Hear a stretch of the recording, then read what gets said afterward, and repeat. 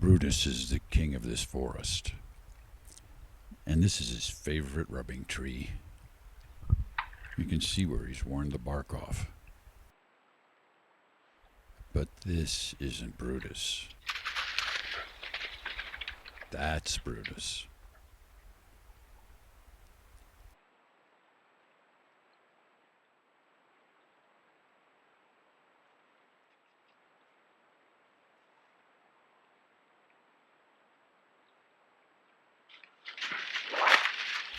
He chases after the intruder, but fails to catch him.